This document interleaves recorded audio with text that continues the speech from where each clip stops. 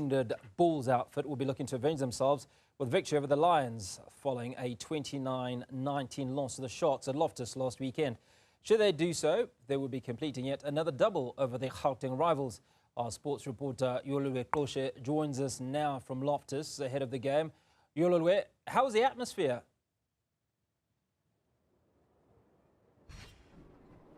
Yeah, well, a very good afternoon to you in studio, Hugo, as well as to the viewers at home, of course.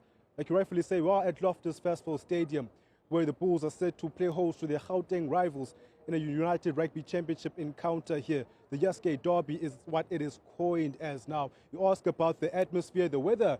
It does permit for the fans to come out here to have a family day. I know there is a bit of rain which is scheduled to take place a bit later today. I think it's about 40% today. So maybe later on that plan might be scuppered, but probably the fans will already be inside the field, the stadium by then on the particular grandstands on each side that they will be supporting from.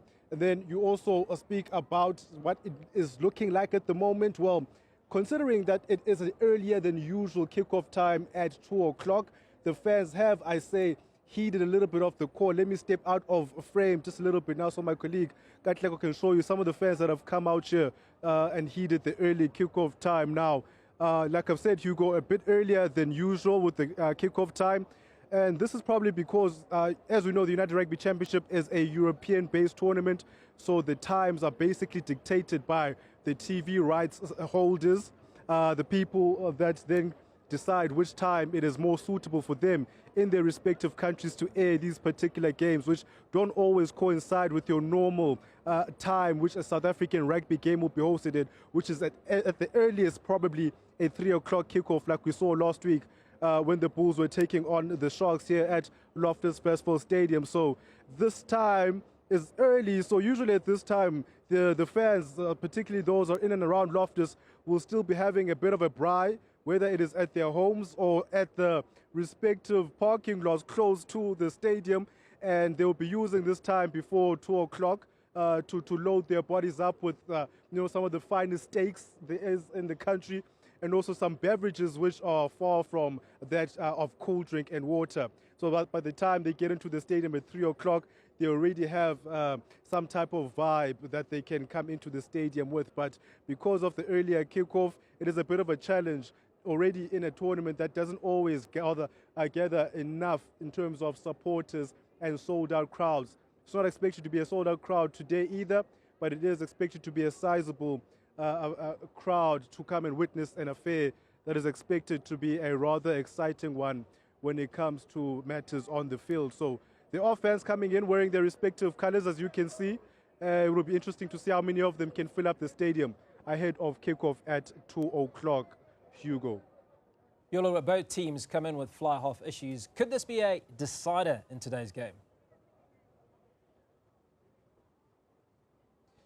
Yes, indeed, Hugo. I mean, it was a decider, according to Director of Rugby for the Bulls, Jake White, last week when they lost against the Sharks in a 19-29 loss here at Loftus Festival Stadium, where they obviously have lost Yolulwe Qoshe, their number one fly half, due to injuries. And it has been an issue with Yolulwe Qoshe for quite a few seasons now. Whenever he is on form, he gets the team ticking and the Bulls play a better brand of rugby. But he's had his injury worries over the last 2 seasons. So with that, coupled with the age that is at the moment, it is probably best for them to now start looking at other options, more long-term options. They do have other fly halves in their ranks, the likes of Bota Chamberlain, who came from the Sharks, is yet to really get a look in with the Bulls. He was on the bench last week. A lot of people thought he was going to come on a lot earlier so that the Bulls can maximize some of the opportunities that they left out on the park last week.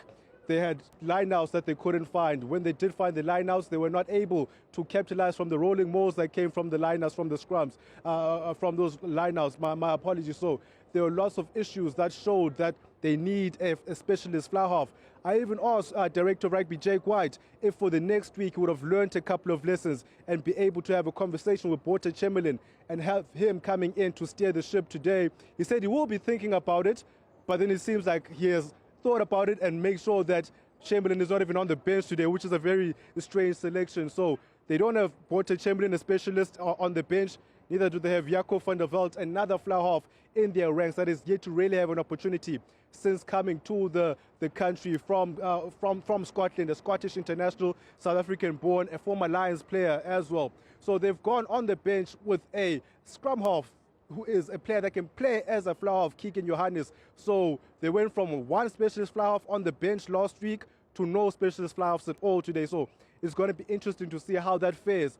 On the side of the Lions, similar on their side as well, they've gone with Johnny Lombard, a player who's a utility back that can play fly half. He gets another run today at fly half. He did play there against the Stormers last week in a winning effort. So the coach there, Cash van Rooyen, Ivan van Rooyen if you'd like, giving him a chance to get some momentum in the number 10 jersey.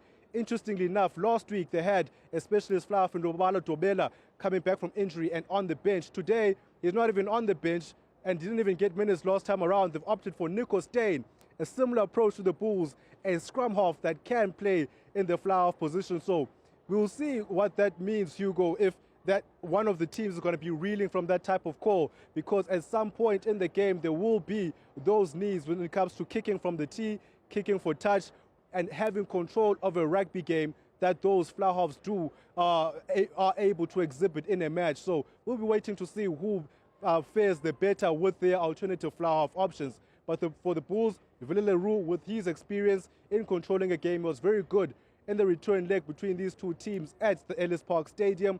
So he'll be looking to build on from that performance. He shrugged off a groin injury from last week to be a part of this spectacle. So we'll see if he can come out and make sure that the Bulls faithful forget about their issues with the fly half. Bulls and Sharks locking horns at Loftus this afternoon. In fact, in about 40 minutes' time, Yolulwe Qoshe tracking that story for us.